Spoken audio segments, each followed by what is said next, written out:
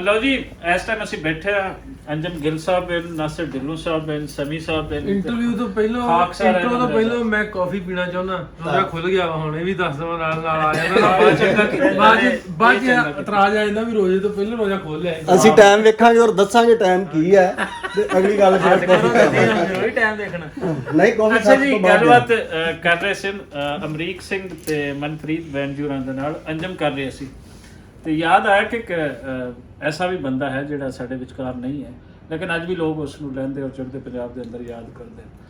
ਮੁਖਤਲਿਫ perspective ਹਨ ਹਰ ਕਿਸੇ ਦੇ ਸੋਚਣ ਦੇ, ਗੱਲ ਕਰਨ ਦੇ। ਉਹ ਹੈ ਸਿੱਧੂ ਮੂਸੇਵਾਲਾ। ਸੋ ਥੋੜਾ ਜਿਹਾ ਜਾਣਦੇ ਹਾਂ ਕਿ ਅੱਜ ਕੱਲ੍ਹ ਸਿੱਧੂ ਮੂਸੇਵਾਲਾ ਨੂੰ ਲੋਕ ਕਿਵੇਂ ਯਾਦ ਕਰਦੇ ਹਨ। ਕੁਛ ਇੱਕ ਜਿਹੜਾ ਥੋੜਾ ਜਿਹਾ ਆਪਣੇ ਆਪ ਨੂੰ ਬਹੁਤ ਅਪ ਲੈਵਲ ਦੇ ਥੋੜਾ ਜਿਹਾ ਲਿਟਰੇਰੀ ਮਾਈਂਡ ਸਮਝਦੇ ਹਨ, ਉਹਨਾਂ ਨੂੰ ਉਹਦੇ ਗਾਣਿਆਂ ਤੋਂ ਇਤਰਾਜ਼ ਵੀ ਹੈ। ਲੇਕਿਨ ਥੋੜਾ ਜਿਹਾ ਸਾਡੇ ਦੇਖਣ ਦੇ ਵਿੱਚ ਇਹ ਵੀ ਆਉਂਦਾ ਹੈ ਕਿ ਜਿਹੜੀ ਯੂਥ ਹੈ ਇਹ ਉਹਨੂੰ ਬਹੁਤ ਜ਼ਿਆਦਾ ਲਾਈਕ ਕਰਦੀ ਹੈ। ਸੋ ਚੜ੍ਹਦੇ ਪੰਜਾਬ ਦੇ ਅੰਦਰ ਇਹਦੀ ਕੀ ਪੋਜੀਸ਼ਨ ਹੈ ਸੀ ਪਹਿਲੇ, ਔਰ ਉਹਦੀ ਡੈਥ ਤੋਂ ਬਾਅਦ ਹੁਣ ਕੀ ਪੋਜੀਸ਼ਨ?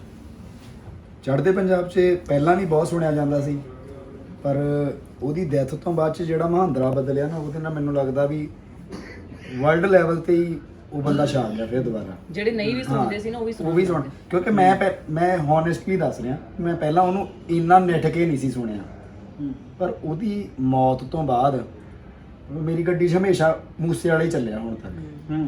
ਉਹਨੂੰ ਹੀ ਸੁਣਦੇ ਆ, ਬੱਚੇ ਦੀ ਜ਼ੁਬਾਨ ਤੇ ਉਹਦੇ ਗਾਣੇ ਨੇ।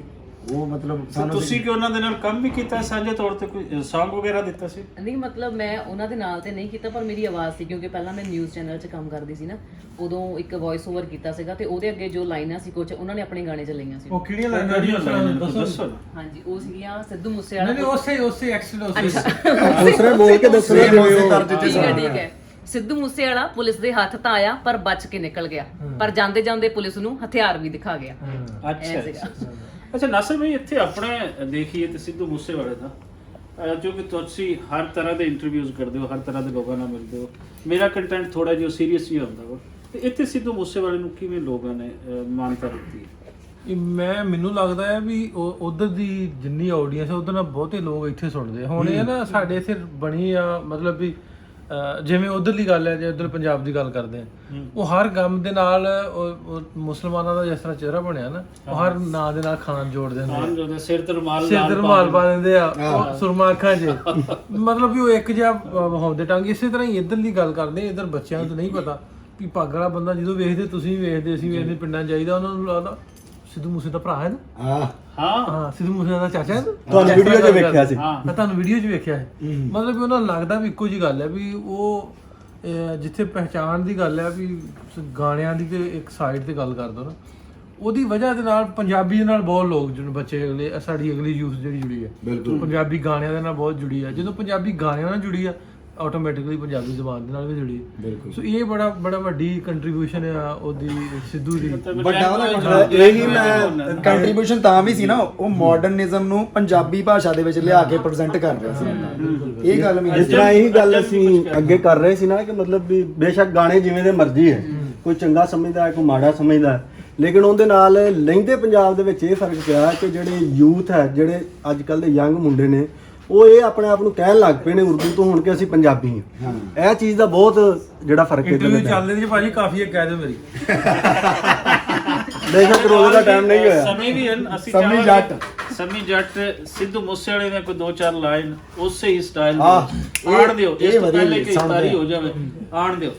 ਹੋ ਜੱਟ ਦੀ ਮਸ਼ੂਕ ਬੀਬਾ ਰਸ਼ੀਆ ਤੋਂ, ਜੱਟ ਦੀ ਮਸ਼ੂਕ ਬੀਬਾ, ਹੋ ਜੱਟ ਦੀ ਮਸ਼ੂਕ ਬੀਬਾ ਰਸ਼ੀਆ ਤੋਂ, ਸੁਣਦੀ ਨਾ ਬੋਲਦੀ ਐ, ਹੋ ਬਸ ਹਿੱਕਾ ਖੋਲਦੀ ਐ, ਉਹ ਸਾਹਮਣੇ ਹੀ ਹੁੰਦੀ ਹੱਥਾਂ ਕੱਚਿਆਂ ਤੋਂ, ਜੱਟ ਦੀ ਮਸ਼ੂਕ ਬੀਬਾ, ਹੋ ਜੱਟ ਦੀ ਮਸ਼ੂਕ ਬੀਬਾ ਰਸ਼ੀਆ ਤੋਂ, ਜੱਟ ਦੀ ਮਸ਼ੂਕ ਬੀਬਾ, ਹੋਏ ਤੋਂ ਨਾ ਕੋਈ ਭੁੱਲੇ ਅਣਜਾਣੇ ਹੁੰਦੀ ਐ, ਹੋ ਕਦੇ ਕਦੇ ਪੇਕੇ ਦੇ ਠਾਣੇ ਹੁੰਦੀ ਐ, ਹੋ ਜਾਗਦੇ ਦੇ ਰਹਿੰਦੀ ਹੱਥਾਂ ਨਾਲ ਖੇਡਦੀ, ਜੇ ਸੌ ਜਾਵੇ ਜੱਟ ਤਾਂ ਸਰਾਣੇ ਹੁੰਦੀ ਐ, ਹੋ ਮਰਦ ਦਾ ਗਹਿਣਾ ਦੂਰ ਬੱਚਿਆਂ ਤੋਂ, ਜੱਟ ਦੀ ਮਸ਼ੂਕ ਬੀਬਾ, ਹੋ ਜੱਟ ਦੀ ਮਸ਼ੂਕ ਬੀਬਾ ਰਸ਼ੀਆ ਤੋਂ, ਜੱਟ ਦੀ ਮਸ਼ੂਕ ਬੀਬਾ।